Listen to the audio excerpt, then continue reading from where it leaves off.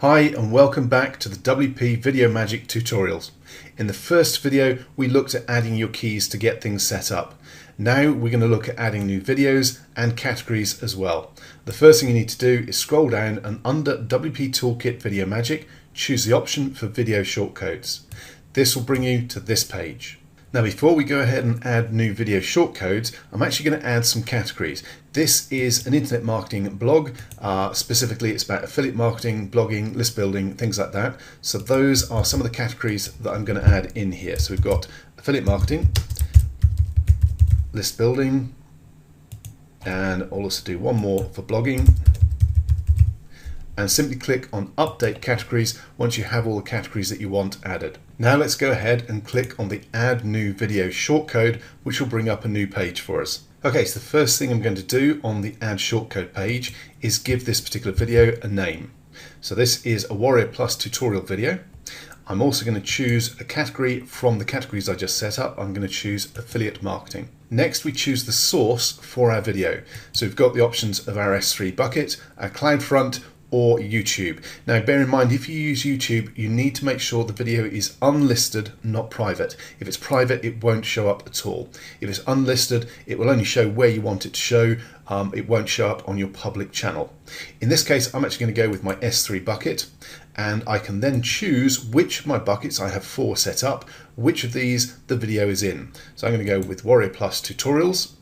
Then I simply need to click on the Browse AWS for File, and this will bring up a separate browse window. If I pull this back down so you can actually see what's going on. Now as it happens, I only have one particular video in this folder, but if there were more, they would list them all. Okay, and this is directly called from my Amazon Web Services bucket. So choose the video I want and that pops it in for me. Okay, now let's scroll down and look at the other settings that we have available further down the page. First of all, you can auto buffer. This simply means the video will start loading up as soon as the page is finished loading, so it'll be ready to play sooner. You also have the option for autoplay, which does as it says. Obviously bear in mind that is dependent on the particular browser. Some browsers allow it, some don't. Some will autoplay with the sound switched off. It does depend on whether you're using Firefox, Chrome, Opera, or any other browser. You also have the option of whether you show the player controls or not. Obviously bear in mind, if someone is viewing the video on a browser that doesn't autoplay, then not showing controls isn't going to be particularly helpful. Generally I have all 3 of these switched on. And also remember, if you are going to use the autoplay, if you've got more than one video on a page, only have the first video autoplay, otherwise it can get very noisy and confusing. You also have the option to browse and upload your own thumbnail image if you have one. If not, it will use the thumbnail from the video, but that can allow you to change the thumbnail to whatever you want. You can also specify a particular width and height for the video as well. Now you also have the option for a video event. Now this is basically anything you want in HTML, you pop it in this box, and it will then pop up under the video at however many seconds into the video you choose. Now I'm going to simply have this pop up after the video has been playing for 4 seconds, and it is just a message asking people to click on the link to subscribe to my YouTube channel. Now that extra bit of code here, sub confirmation equals 1, is very useful. That's an automated confirmation of subscription to my channel when someone clicks on it. So it'll actually pop up with a subscribe button straight away when they go through. Very useful bit of code.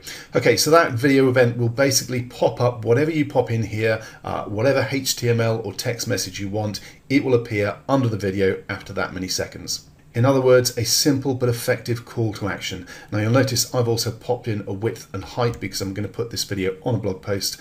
So now all I need to do is click on Save Changes. That is our first video code, shortcode added in to the WP Video Magic plugin. So your video shortcodes will list all the different videos you have set up, along with their source, the full file name, and the shortcode itself. Now you do also have the option to edit it, so you can go back and change any of the details you need to.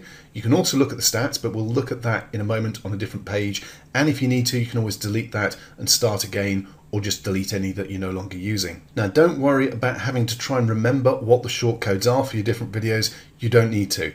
Let's head across to a blog post that I created earlier so you can see exactly what I mean. So here in this post I have a little placeholder for a video because this is where I want to pop the video into this post.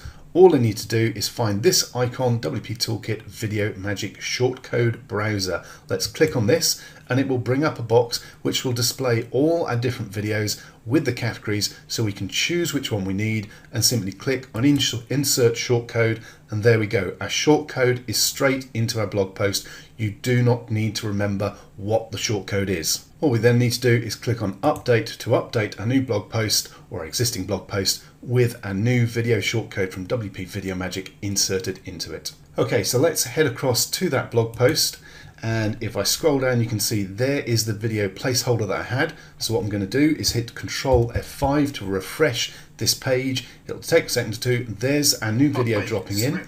And there we go. It's auto playing. I'm going to turn the volume down, turn the volume off. And you saw after 4 seconds, up popped that little extra box saying please subscribe to my YouTube channel, and if we click on that it takes people through to my YouTube channel. And basically that's it. That's how easy it is with WP Video Magic to host your own videos on Amazon, which is really quick and really cheap. You no longer need Wistia or Vimeo or those other expensive video hosting platforms. Now there is one more thing we need to have a look at, which is the stats page.